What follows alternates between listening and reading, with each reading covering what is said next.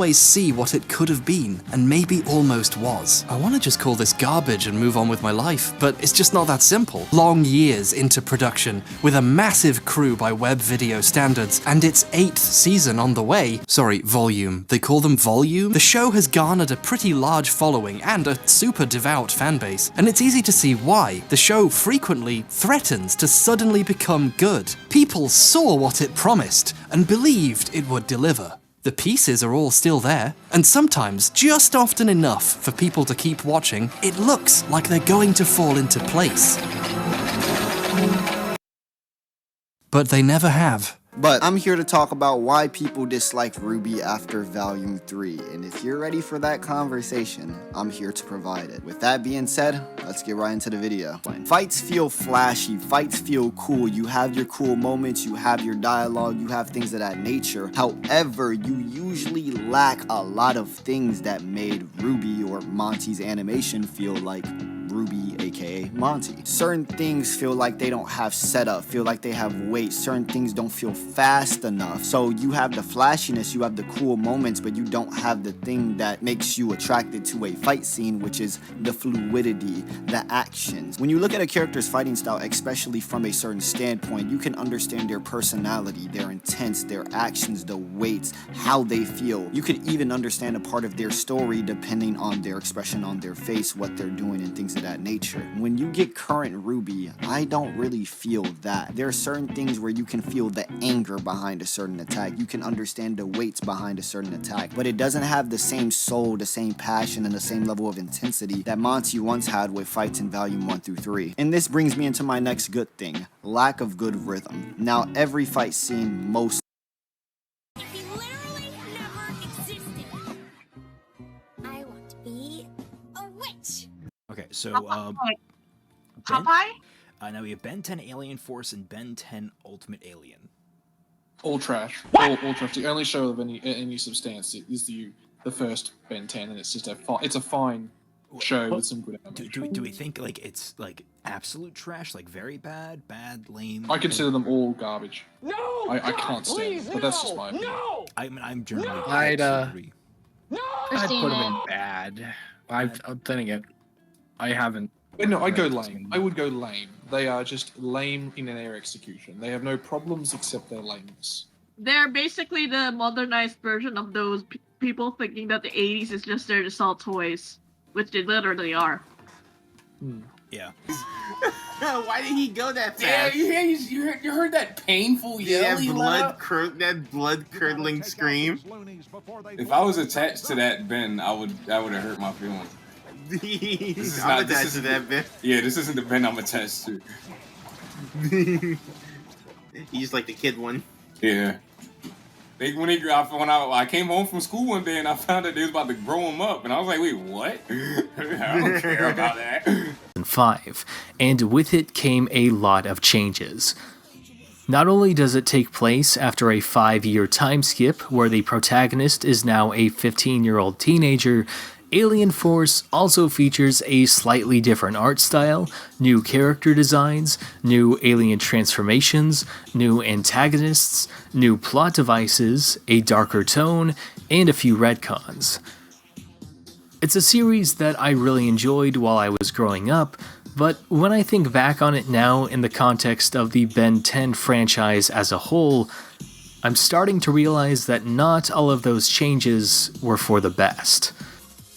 Ben 10 Alien Force should have been more about the character of Ben 10. Well. What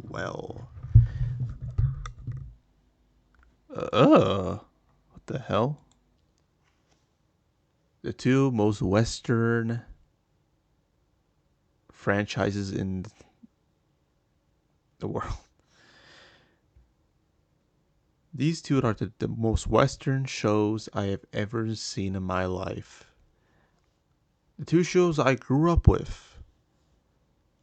I bonded, I loved, I cherished, I cried. My frustration, my agony, my despair. All of it comes to an end. It's like keep coming back to it over and over again. And those two shows, besides Star Wars, is RWBY and Ben 10.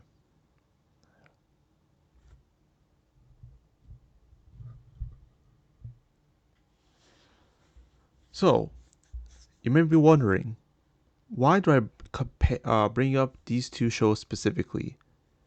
Well, I just realized after looking back and analyzing and realized that, they both have something similar in common. I do. I do think they have something similar in common between both franchises that definitely aren't the same. I'll say that. They're definitely not completely have the same genre, for example, right? But I'm not talking about that. Not that specifically. What I'm comparing about these two shows of what makes them similar is the journey. Let me explain.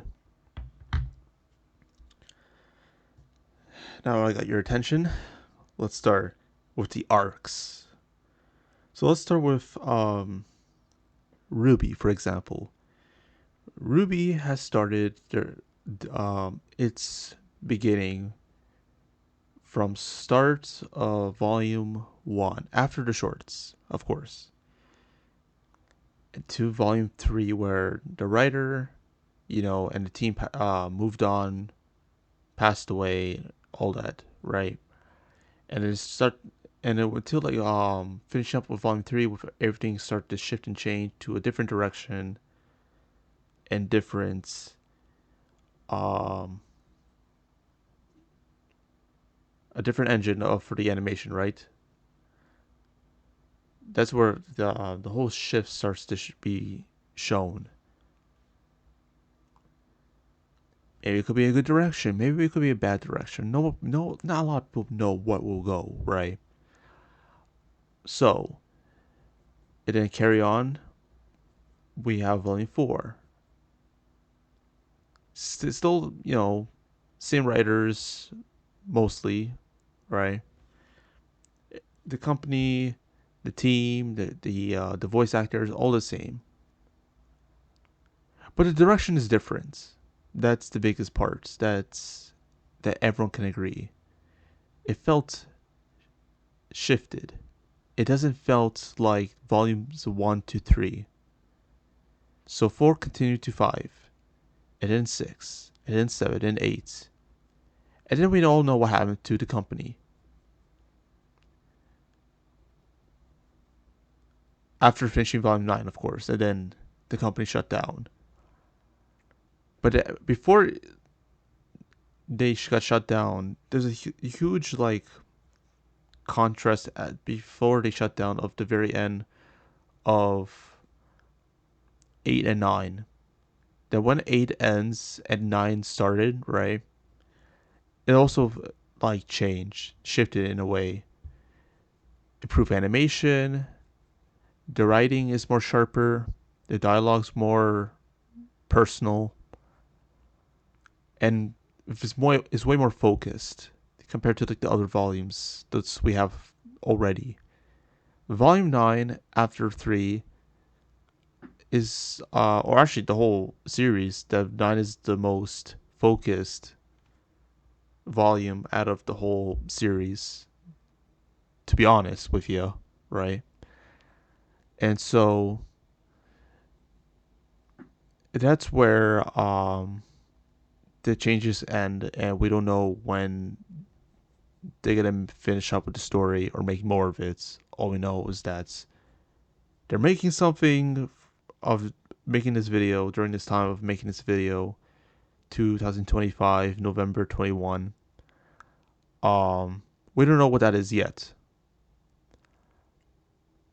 but we didn't have a RWBY content in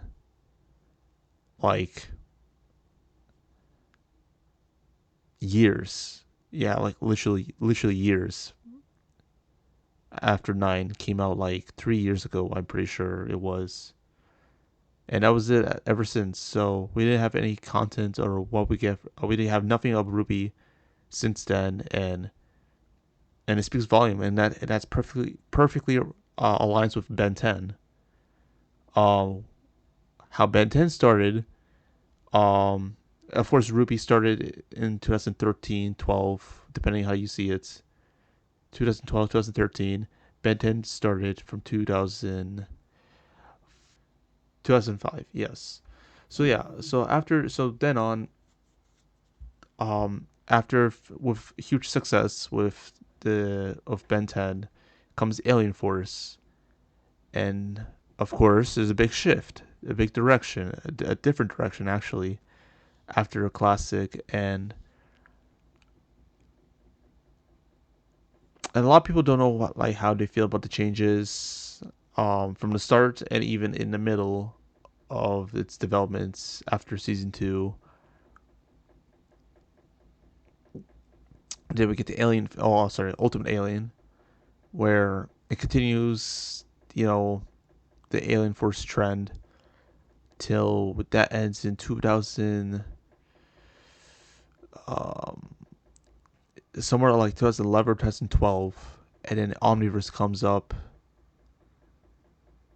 around that time, and it ended in definitely I ended where I wasn't paying attention anymore, or because I moved to a different country at that time. But moving on, um, it ended in, if I had to guess, 2016, 15 or 16. It's just where it ended. Um, and they could have made more, but they pulled the plug and they couldn't finish the rest of Ben 10 after the ending of the Big Bang in Omniverse. So yeah. Again, the comparisons between RWBY and Ben 10, like I said, from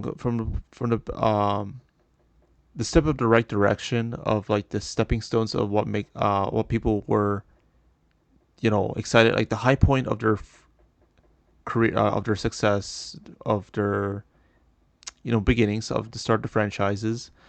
Both started really well. RWBY Volume 1 to Volume 3 at best. There was the really like at its like heights of popularity and attention. Same as classic Ben 10 with its attraction in Cartoon Network. And then it started to shift where RWBY, again, changing team and all that, different writer, same writers, but missing one, missing the main guy, which I will get into that in just a second. But focusing on like the arcs or the journey. Sorry, not the arcs. So the journey of where their similarities connect. Where like when Volume 4 enters its publication during, what was it, 2015? It was somewhere like, oh wait, hold on. It was 2016. It was somewhere between that.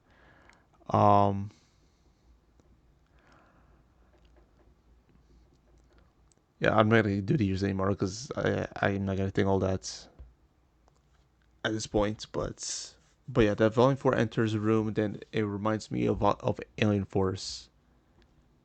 Then it's the whole UAF of era of RWBY. It went from like classic from really volumes 1 to 3 to UAF, RWBY for 4, 5, 6, 7, and 8. And then Omniverse, for me, it's like the start of Volume 9. For more cleaner animation, the more focused dynamics, all that. It reminds me of Omniverse and UAF for RWBY's volumes for 4, from 4 to 8. of like the different shifts and tones and the seriousness, all that. Even like the trailers too have that like that have that like that darkness, that more mature feeling, especially after Volume 3. Um, and then yeah, the classic, the Volume 1 to 3 is at its high points. All that just to me just screams like they have something in common, and I think that's kind of interesting. Just how I see it, Um, but that's not just that. Um, the whole controversy of the characters of people, especially the fandom hates these certain characters and never respected them, never liked them, never appreciate them, or understanding their journeys or their arcs. Right. A lot of the stories and plots they put into both franchises, Ben 10 and RWBY, comes and goes. Some plots were half baked and some others was left behind and never continued after that ever again. For example, for RWBY, the White Fang, never brought up after Volume 5.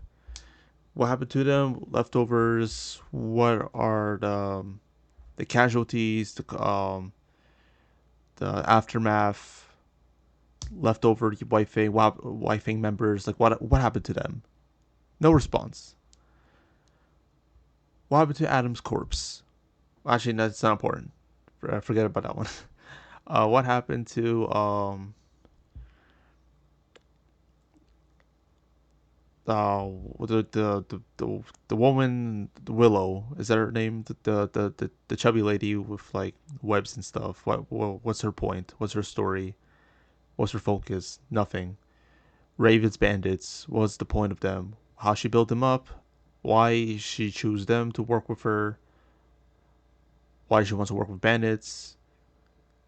How can she survive like this? Why she left? Raven left her family. We don't know. Not 100%. What happened to Team Stark? What happened to Summer? Or like what's Summer's dynamic with Crow? What is she? What was she like until Volume 9 kind of shows that, but not really. So, what was Osmond like? Where's Salem's worshippers? The ones were praising them from like the flashback. Where are they? What happened to them? Uh, was Ironwood's semblance relevant? Who trained the Aesops? I don't know. There's a lot of questions that you asked, but it was never answered. Same goes to Ben 10. The Forever Knights with the dragon hunting the dragon planets that never came to fruition. The germs from the creatures from classic alien. From classic. Um, never comes up again. Um, the nanotech girl from the Alien Force movie, the daughter, never comes up after Ultimate Alien until Omniverse, and that it would never explain, thoughtfully of what happened and all that. Or I missed the episode. I know it, but I forgot it. But I know they didn't explain too much about what happened to her. The whole albedo. How they handled him was kind of messy or very disappointing.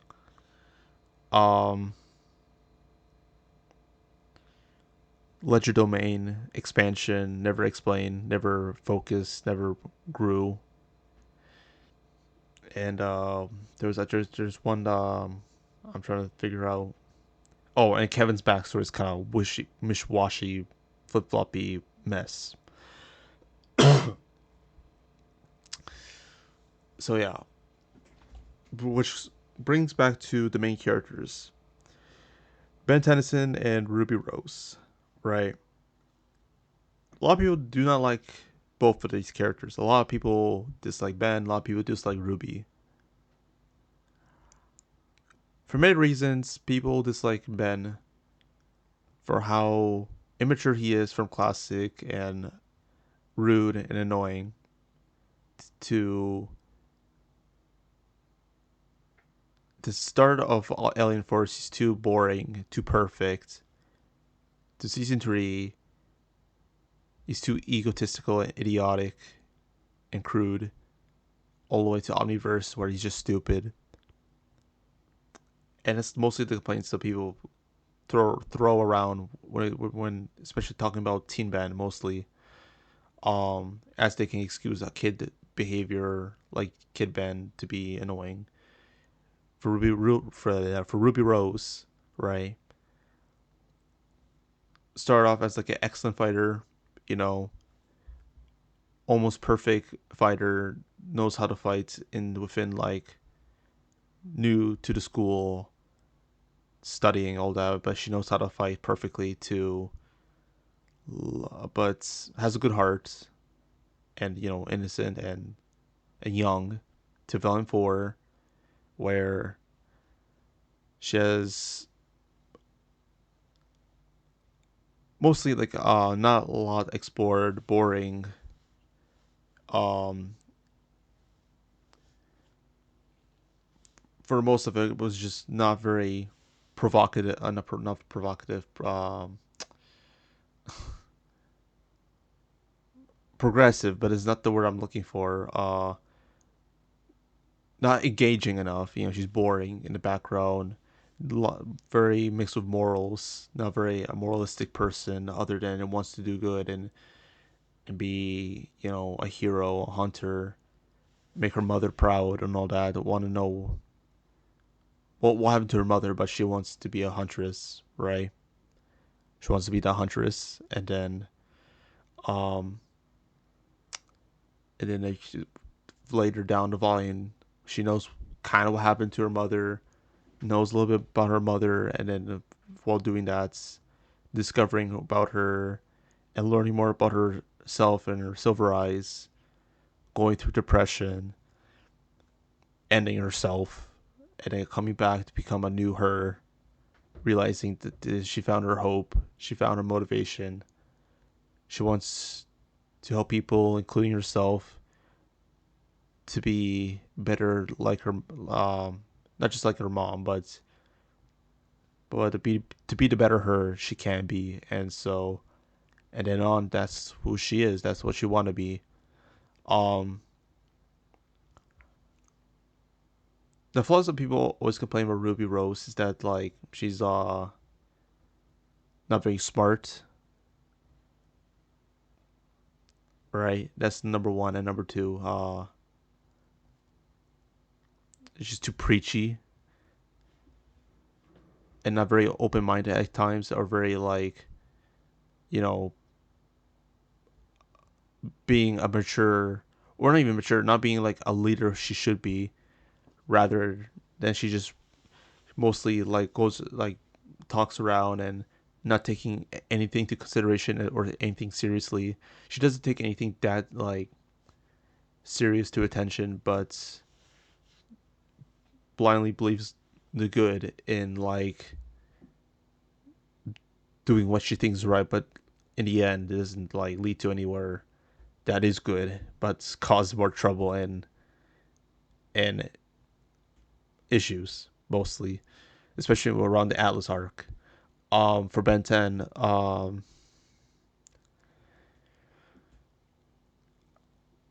as I deeply analyze what he is as a character, even with the flaws that people describe him of disliking the most, he was a kid where tries to be better, right? But it started off him, you know, having a hero at heart, but still like being immature, crude behavior, if that's the right word. He has a lot of issues when it comes to like him being bratty, and it has a bit of ego, And as then when he gets the Omnitrix, he has more of an ego because he has the power. But with that power, he still wants to, has a good heart to save people as well. Even though it's hard, wants to get what he wants, free food, money, video games, slack off, right? Have fun. But it's important to have a responsibility with that power because he can't get everything what he wants, or others will die and get hurt. So eventually, over the past seasons of in Classic, fighting villains like Vilgax, Kevin, um, Doctor Animo, Hex, um, Ghost Freak, and there was also the other other creatures, right? Aliens and whatnot.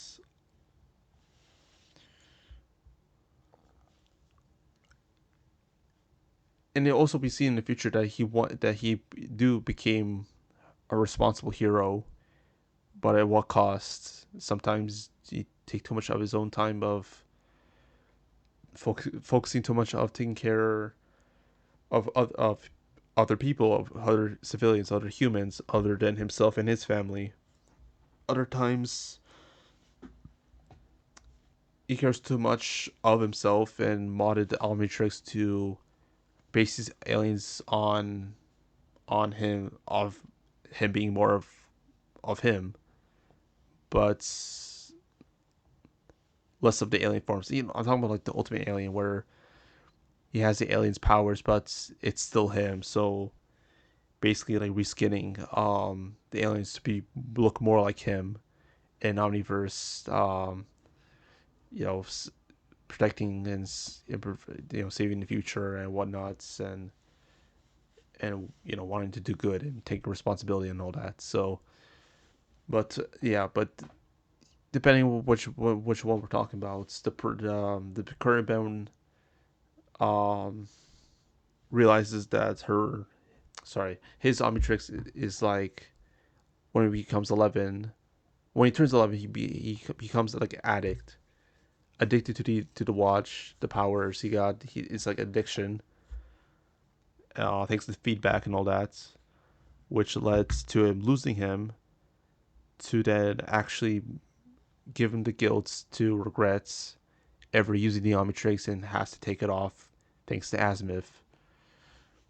And so five years later, when he literally becomes normal again, um, he get what he wants. He improves. He, you know, get the recognition that he wanted fairly, and he earned it with actual efforts, without anything, no power, no nothing, back to being normal to what that's literally the validation in a way that he wanted, um, without needing a use of a device to make him look cool or have fun. He's literally like become better without the Omnitrix until and also get kind of get a girlfriend too, but also while doing that, those 5 years later, Grandpa Max goes missing, and because he goes missing, Ben cares so much for him that he has to put on the Omnitrix because he has to do something because there's nothing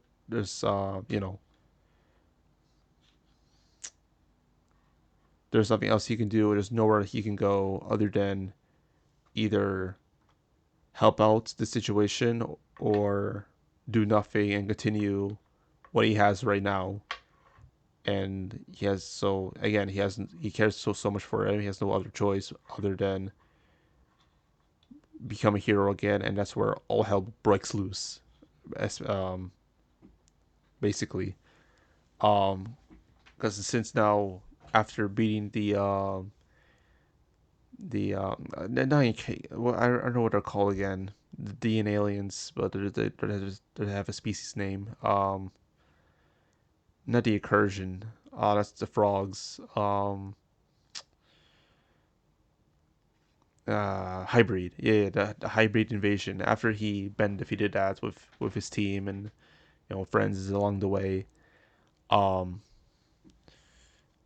he's back to being himself again, the kid version, what he once was, because of the fame and the power makes him grow egotistical what he was a kid, and but mature, but still in his own way, um, more annoying as ever, and very obnoxious.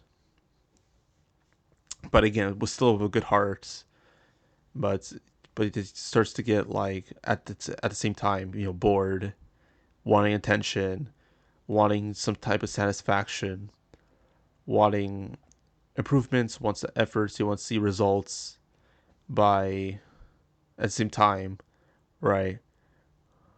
Um, when is only when it's necessary, he put in the efforts when it's right. And thanks to like the test that Azimuth is putting him in, how to wield the Omnitrix, and as he breaks it, and sees the flaws of going through the struggles of not being a better hero, especially at the end of season 3, or 4, but season 3 of Alien Force, that he has to be the hero and give up the Omnitrix and self-destructed so Vilgax doesn't have it, so he can have the Ultimatrix to stop Vilgax. And and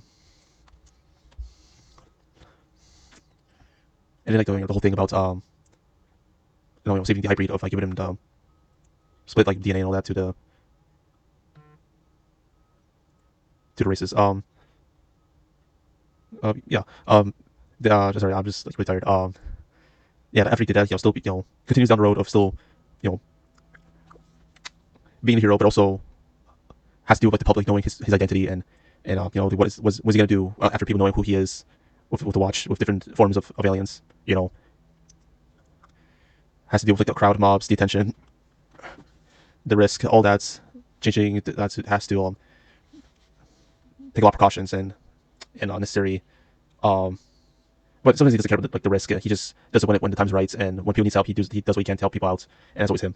But yeah, but basically, like it went on, and it's he's literally taking responsibility while still being himself. Bit of a lot messy, loud, annoying, but still true to himself and loyal for the most part. Besides for having being a good boyfriend, right, and all right, but he's still good friend, good ally, family guy. Yeah, but he does care about family and all that. So yeah, knowing he knows how to deal with situations when it comes to like say what is necessary to like to the Forever Knights and together when things are getting chaotic, that he's gonna put an end to it when it needs to be done. So yeah. Yeah. So this isn't like not the first time he ever did it, but yeah it never went to anything that drastic, but he did said what he's gonna do, and he almost kill people while when he says those threats against people, he even the ones he cared for. Um, but it does tell you that he does take things seriously when it needs to, when it means to be a hero. So yeah, and then we get to Omniverse where where he's being himself, but knowing what's at stake, and he's gonna again repeating the theme of you're never alone, you got friends with you, and because Ben cannot do everything alone, and so that's why he has Rook instead of always having Kevin and Gwen on his side. you know never never you always have to use Alien X you know, um, always taking responsibility of all time. Always had to take responsibility and all that, and so and that's just makes what he is at the end of Omniverse. Um, and that's the part where like the show is isn't complete because there was supposed to be more of him traveling outside Earth, but it stopped and canceled, and they never get to finish that, and so that's where they are right now today, and that's where a lot of people and fans are disappointed that we never get to see the finalization of Ben 10 as a whole, same as RWBY. So that's why I compare them so much for that. Especially the main characters as well. Um,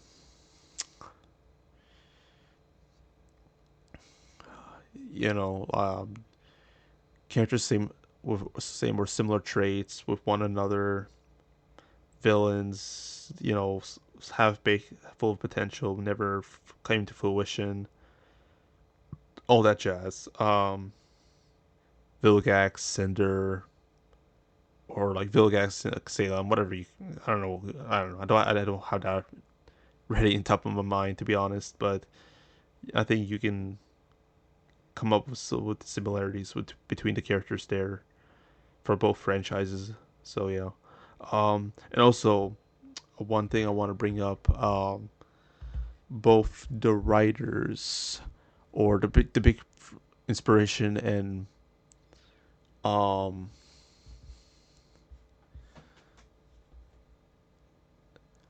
the inspiration, yes. Trying to find a word that best describes these two people. Big impact. Both of these people behind the scenes made a big impact between both franchises, their own separate right. And that is Monty Oum for who created and inspired RWBY to where it is today, from Volume 1 to 2, and also and his team helped finish his plan in a way in Volume 3 till like the team, everything, the people who work with Monty moved on after 3, and Rooster Teeth is on their own to continue the story on 4 and then on. Yeah, and then on. And then Ben 10 for his version of that is Dwayne McDuffie.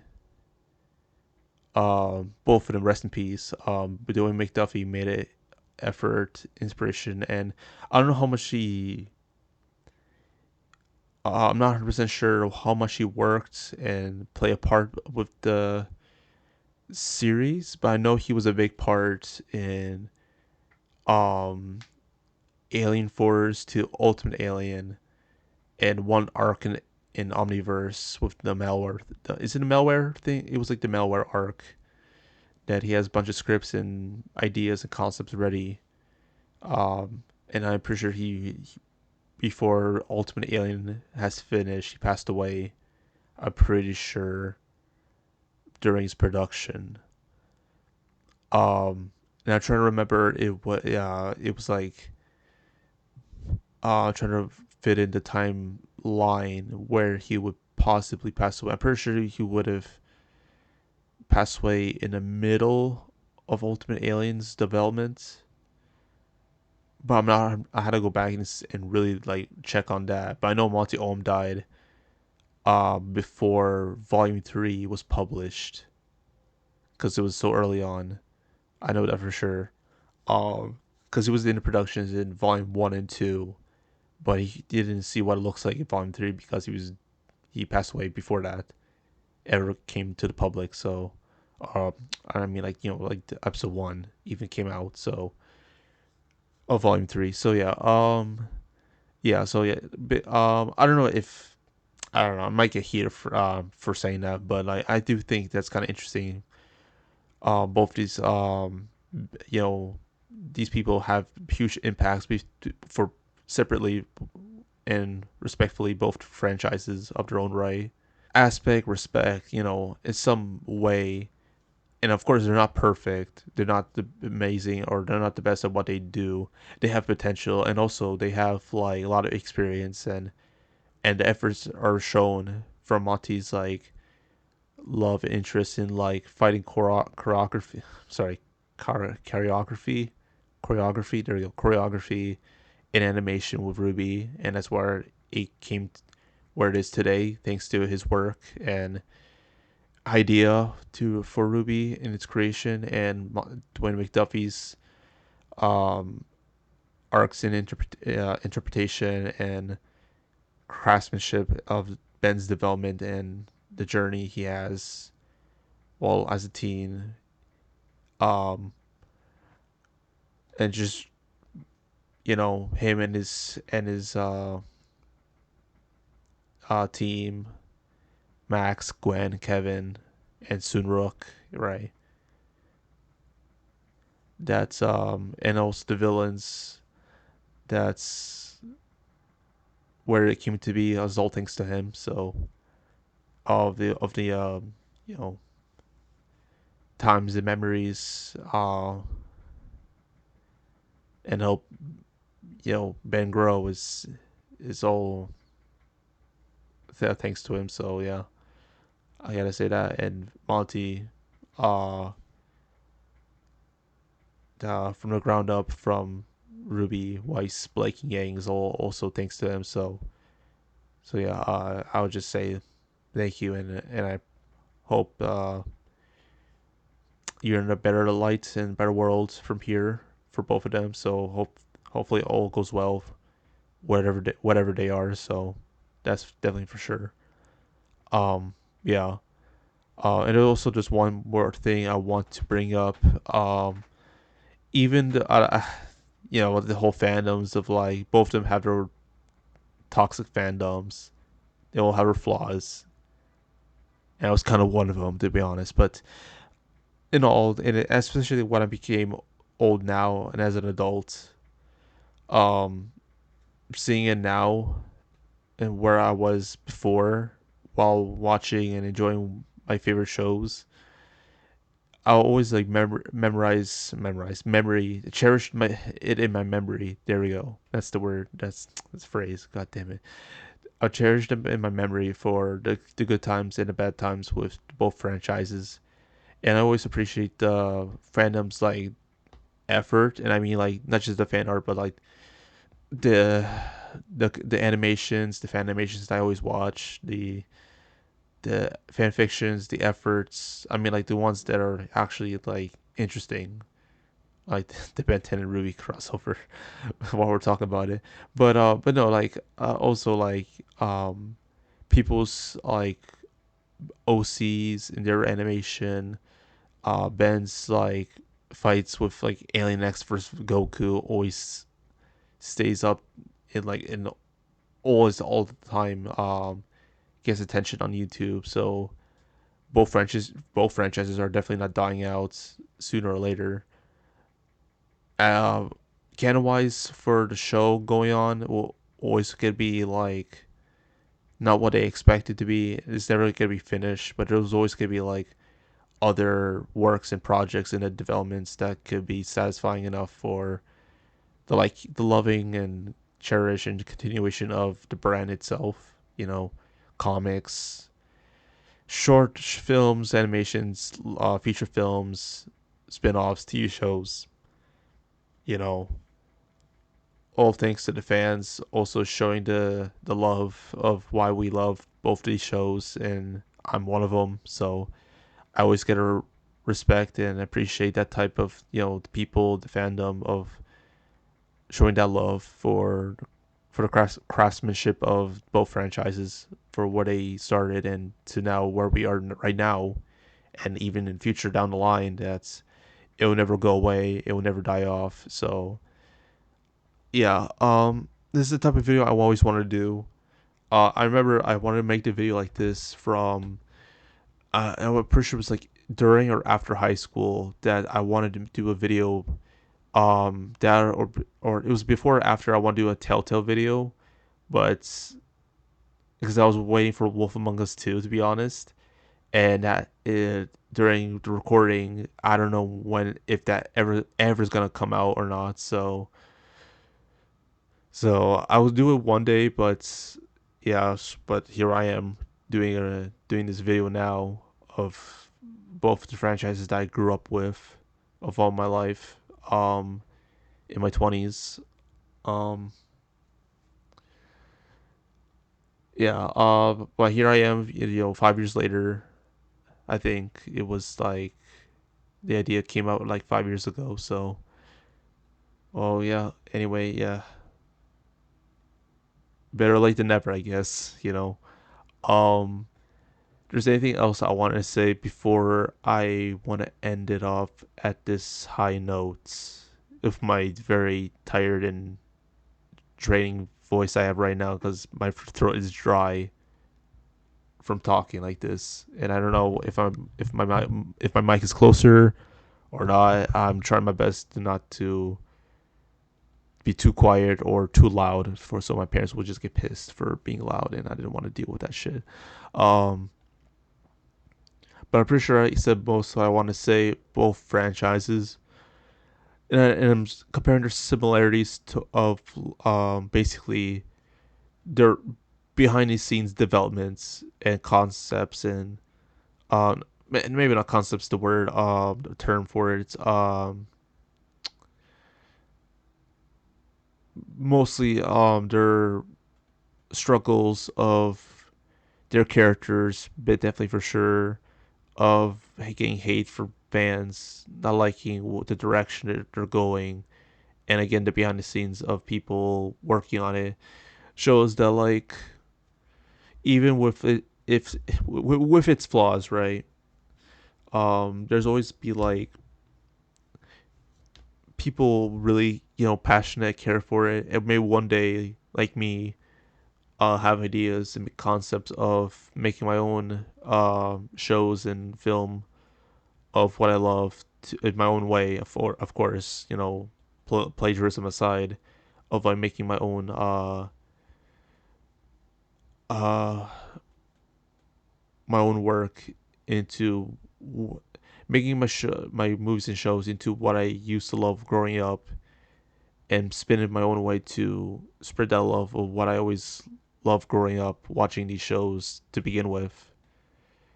The heart, the passion. I always remembered the ups and downs, and I want to bring that to light with my own work as well. So I hope for myself for the best. That if that comes, to be true, and that goes well for me, then I'll be happy. As long as I can spread my love of what I love growing up, and if I share that with a bit of my twist for everyone else to see and enjoy what I like creating, then that's also a plus for me. As I guess as an artist, in a way. But we'll see. But yeah, I just want to make the video just to express my gratitude, generosity, and my love of the crafts of writing and both these franchises as a whole. So yeah, thank you for listening and enjoy your day. Oh, did I just eat that guy? I think I accidentally ate him. Whoa, these platforms will fall from right under your feet if you stand on them for too long. Thanks. Like these ones, right? Whew, you gotta love how glitchy this game is. And oh, I survived. I did not survive. Wondering what Chowder says. He says I'm not your boyfriend. I'm not your boyfriend. In fact, a lot of his smash attacks is just burping. Alright. I'm not your boyfriend.